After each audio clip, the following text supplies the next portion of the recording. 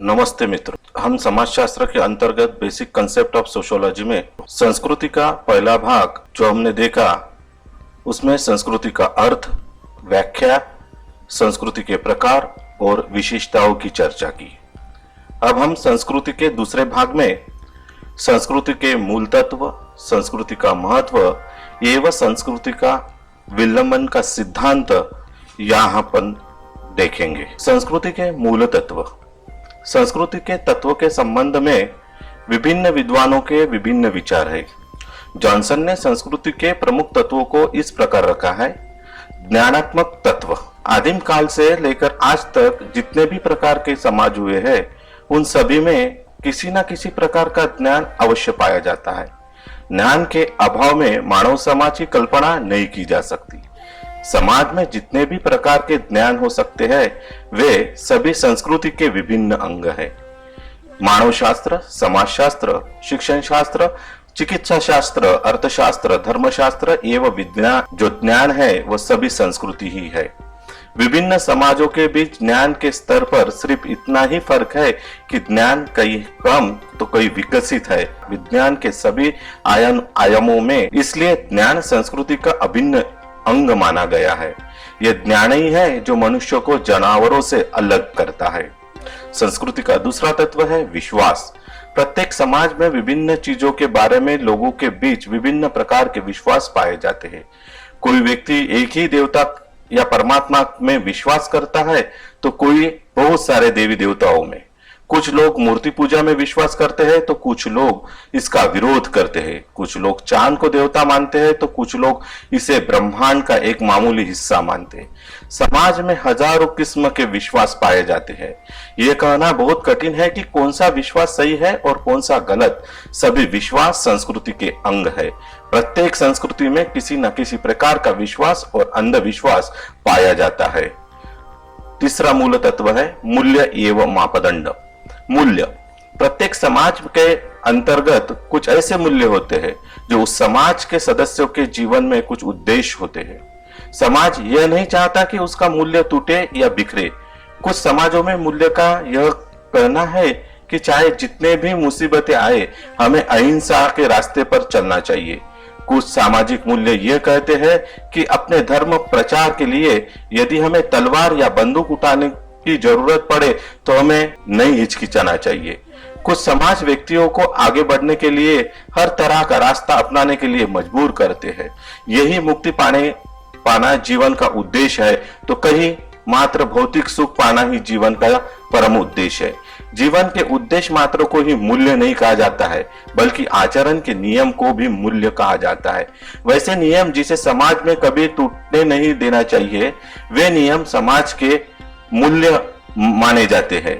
जैसे उत्तर भारत में हिंदू समाज के अंतर्गत बहुत नजीक संबंध के बीच विवाह वर्जित है।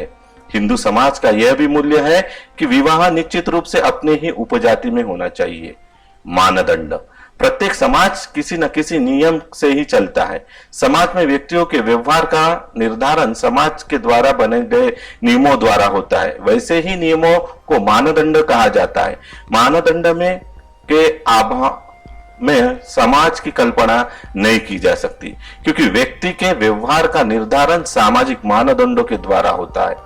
जो लोग मानदंडों का उल्लंघन करते हैं उन्हें दंड दिया जाता है। जो लोग मानदंड का पालन करते हैं समाज उन्हें पुरस्कृत करता है, शाबाशी देता है। ऐसे ही नियम कानूनों को विलियम समनर ने लोकाचार कहा है। द्वितीय मूल्य एवं प्रभावी मूल्य। जॉनसन ने बताया है कि यदि कोई नियम कानून बहुत उच्च श्रेणी का है तो उसे मूल्य कहा जाता है। इन मूल्यों को उन्होंने दो भागों में बांटा है, द्वितीय मूल्य एवं प्रभावी मूल्य। साधारणतः भारतीय समाज में अपने माता पिता का सम्मान करना प्रभावी मूल्य है तो किसी बड़े बुजुर्ग का सम्मान करना द्वितीय मूल्य माना जाता है। मूल्य एवं मानदंड समाज की कई स्थिर व्यवस्था नहीं है। यह परिस्थितियों के अनुसार बदलता रहता है लेकिन इसके बदलाव में गति बहुत धीमी होती है। जो समाज के लिए मूल्य है वही दूसरे समाज के लिए मानदंड हो सकता है। प्रत्येक समाज कोई ना कोई मूल्य एवं मानदंड निश्चित रूप में पाया जाता है। संकेत। संकेत संस्कृति का एक मुख्य तत्व है। हम विभिन्न प्रकार के संकेतों से के सहारे ही अपने विचार और भावों को दूसरे व्यक्ति तक पहुंचाते हैं। संकेतों के माध्यम से भावों और विचारों का मात्र मनुष्यों के बीच ही आदान प्रदान नहीं होता, बल्कि इसके द्वारा कभी कभी पालतू जानवरों तक भी विचार संचार होता है। धर्म एवं काल के क्षेत्र में तो संकेत का बहुत ही मुख्य स्थान है। मंदिर, मस्जिद, गिरिजारा में जब हम जाते हैं, विभिन्न प्रकार के संकेतों के माध्यम से पूजा अर्चना करते हैं। सामान्य तौर पर मनुष्य अपनी बातों को 3 तरह के संकेतों के माध्यम से प्रकट करता है। एक मौखिक अध्ययन माध्यम, लिखित माध्यम, प्रतीक या संकेत माध्यम। मौखिक माध्यम, हर संस्कृति के अंतर्गत ऐसी बहुत सी चीजें देखने को मिलती है जिसका आधार कोई ग्रंथ नहीं होता, बल्कि मौखिक बातें होती है। बहुत प्रकार के लोकगीत, भजन एवं कहानियां एक पीढ़ी से दूसरे पीढ़ी सुनकर ही अंतरित होती रहती है। लिखित माध्यम, दूसरी तरह आधुनिक युग में हमारे सारे ज्ञान लिखित होते हैं। प्रत्येक चीज लिखित ढंग से कोई व्यक्ति अपनी बात दूसरे व्यक्ति तक पहुंचाता है। भाषा के विकास के बावजूद प्रत्येक संस्कृति के अंतर्गत इस ढंग के संकेत होते हैं जिसके माध्यम से लोग एक दूसरे के बारे में जान पाते हैं। प्रतीक एवं संकेत माध्यम, जैसे यदि कोई व्यक्ति धोती या जाणों धारण कर लाल टीका लगाए हुए है तो लोग उसे ब्राह्मण या परंपरावादी हिंदू समझते हैं। यदि कोई व्यक्ति किसी के समक्ष मात्र झुककर हाथ जोड़ता है तो वो अभिवादन का सूचक माना जाता है। प्रत्येक समाज में इस प्रकार के हजारों संकेत पाए जाते हैं। आदिम काल में जब जनभाषा का उतना विकास नहीं हुआ था तो विभिन्न प्रकार के संकेत एवं प्रतीकों का ही लोग सहारा लेते थे। मानव जीवन में संस्कृति का महत्व। संस्कृति जीवन के निकट से जुड़ी हुई है। ये कोई बाह्य वस्तु नहीं है और न ही कोई आभूषण है जिसे मनुष्य योग्य प्रयोग कर सके। ये केवल रंगों या स्पर्श मात्र भी नहीं है, ये वह गुण है जो हमारे मनुष्य को बनाता है। संस्कृति के बिना मनुष्य ही नहीं रहेगा। संस्कृति परंपराओं से, विश्वासों से, जीवन शैली से, आध्यात्मिक पक्ष से, भौतिक पक्ष से निरंतर जुड़ी है। यह हम जीवन का अर्थ, जीवन जीने का तरीका सिखाती है। मानव ही संस्कृति का निर्माता है और साथ ही संस्कृति मानव को मानव बनाती है। संस्कृति का एक मौलिक तत्व है धार्मिक विश्वास और उसकी एकात्मक अभिव्यक्ति। हमें धार्मिक पहचान का सम्मान करना चाहिए, साथ ही सामाजिक प्रयत्नों से भी परिचित होना चाहिए जिससे अनंत धार्मिक विश्वासों की बातचीत हो सके, जिन्हें प्राय अनंत सांस्कृतिक वार्तालाप कहा जा सके। विश्व जैसे जैसे जुड़ता चला जा रहा है, हम अधिक से अधिक वैश्विक हो रहे हैं और अधिक से अधिक व्यापक स्तर पर जा रहे हैं। हम ये नहीं सोच सकते कि जीने का एक ही तरीका होता है और वही सत्य मार्ग है। यह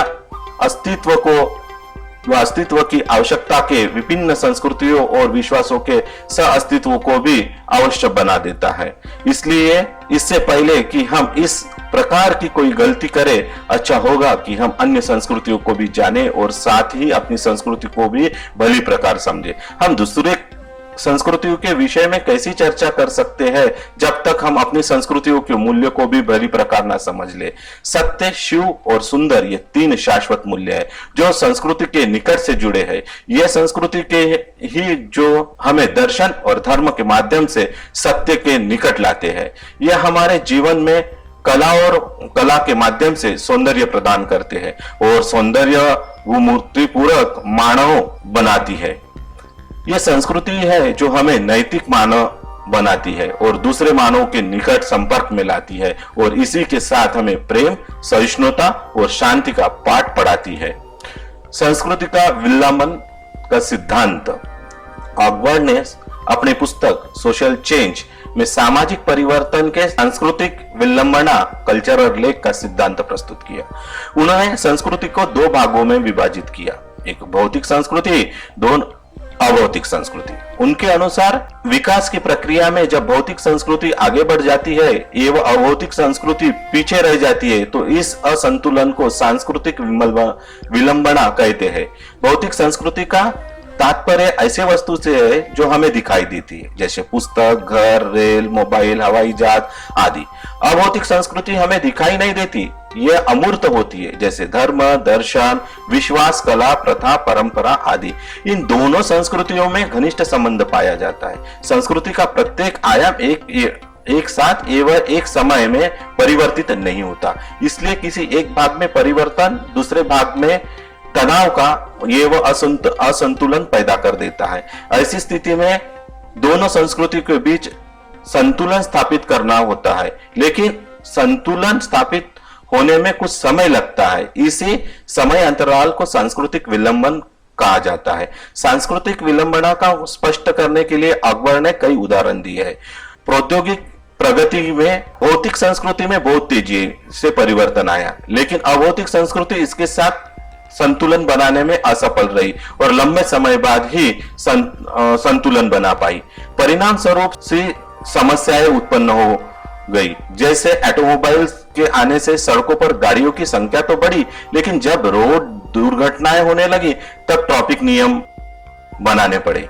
औद्योगिकरण और नागरीकरण के कारण नए व्यवसाय तो उत्पन्न हुए, लेकिन श्रम कल्याण के लिए एवं संबंधित समस्याओं के निर्माण बाद में हुए। कृषि के लिए नवीन यंत्रों या विकास तो हुआ, लेकिन भूमि सुधार के कानून देर से बने। इस तरह भौतिक एवं अभौतिक संस्कृतियों में असंतुलन पैदा हो गया एवं इसमें अनुकूलन लंबे समय बाद हुआ। यही सांस्कृतिक विलंबना है। आलोचना।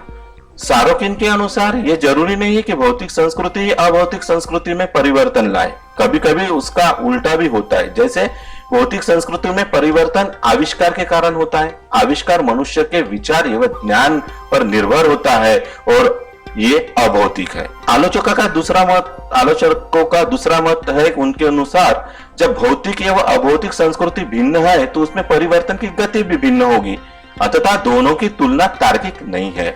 सदरलैंड एवं वुडवर्ड के अनुसार दोनों संस्कृतियां एक दूसरे के पूरक है। यह कहना कि भौतिक संस्कृति में पहले परिवर्तन होता है एवं अभौतिक में बाद में यह त्रुटिपूर्ण है। ये तो वही प्रश्न हुआ कि पहले मुर्गी या पहले अंडा।